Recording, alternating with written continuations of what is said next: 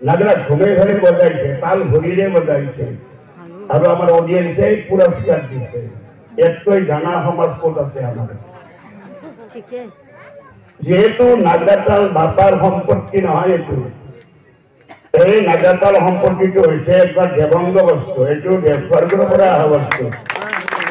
ইয়াত কাৰো বাধ্যাকৰ সম্পত্তি বুলি ভাবি যে মই যিকোনো প্ৰকাৰে ব্যৱহাৰ কৰি সেইটো নহয়, মই ইয়াক ব্যৱহাৰ কৰিব নোৱাৰো। মই যদি মই সৃষ্টি যদি মই কৰিলো হয়, তেতিয়া হয়তো মই এই নাগৰা নিশ্চয়মতে বজাব পাৰিলো হয়।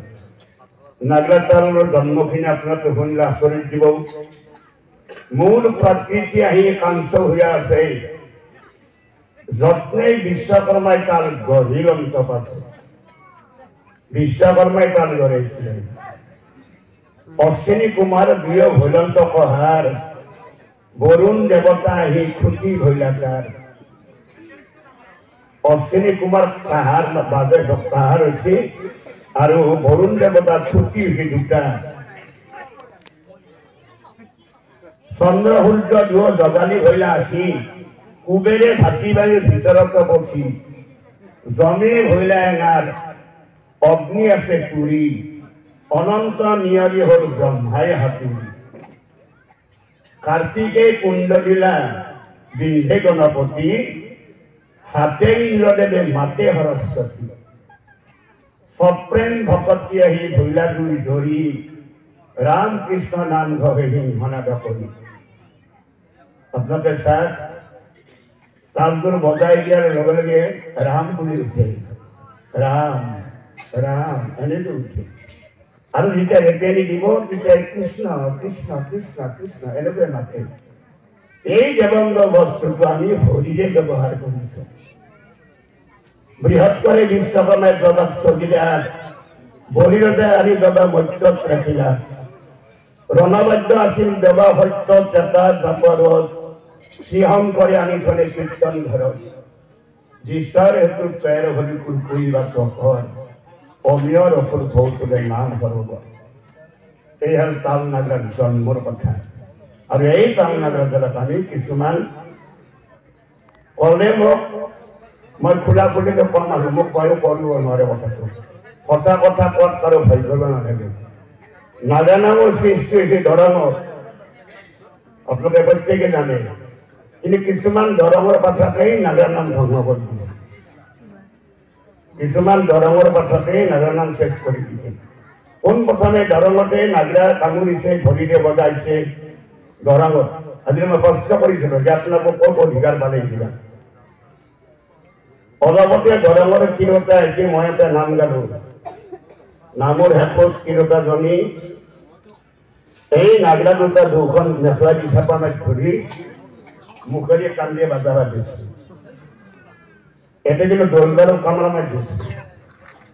মই নামৰ মাজত কনাই শেষত নকলো মাৰ এটা কথা আছে, তই হিন্দু ছোৱালী তিৰোতা হৈ তই যে গৰুৰ চামৰাখনক কান্দিয়ে দিছ, তোৰ আলা লাগা নাই তোৰ?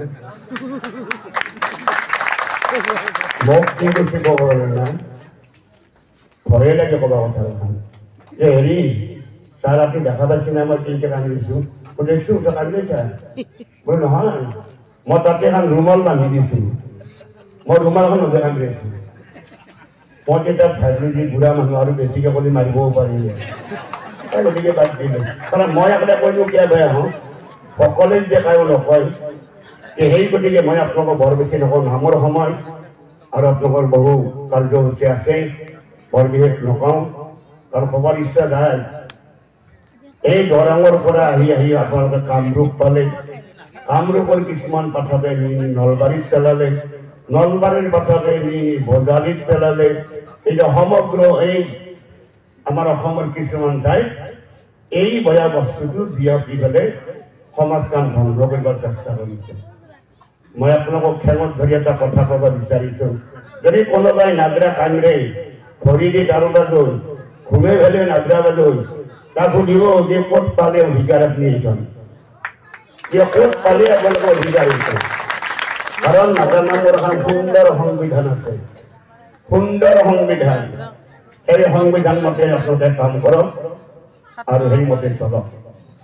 তেতিয়াহে নাগৰা নাম জীয়াই থাকিব আৰু যদি আপোনালোকে সজাগ নহয় নাগৰা নাম হৈ নাথাকে এই বেলেগৰ ফালে ভাল পাব যা হোক এতিয়া বয়সৰ কথাটো মই ক'লোৱে বয়স বহু বছৰে হ'ল নাম গাবাৰ কিন্তু আৰু 10 বছৰমান ইচ্ছা আছিল কিন্তু নাই নোৱাৰি কাৰণ ডাক্তৰ বৰ প্ৰব্লেম আহিছে দাঁতবিলাক এটা যায় আছে আজি এটা যায় কালি এটা যায় এই ৰাইজে অলপ চিন্তা থাকতে আছে কাৰণ মানে সময় নাই তথাপিতো ৰাইজৰ মৰম ৰাইজৰ স্নেহ ৰাইজৰ যিটো মৰম মই জীৱনত পাহিব নোৱাৰোঁ আৰু আপোনালোকে যি পেপাৰত পাইছে বঁটা আজি এই বঁটাটো যোৰহাটৰ পৰা দিছে এই অভিযান বঁটাটোৰ নাম হ'ল মঘাই অজা বঁটা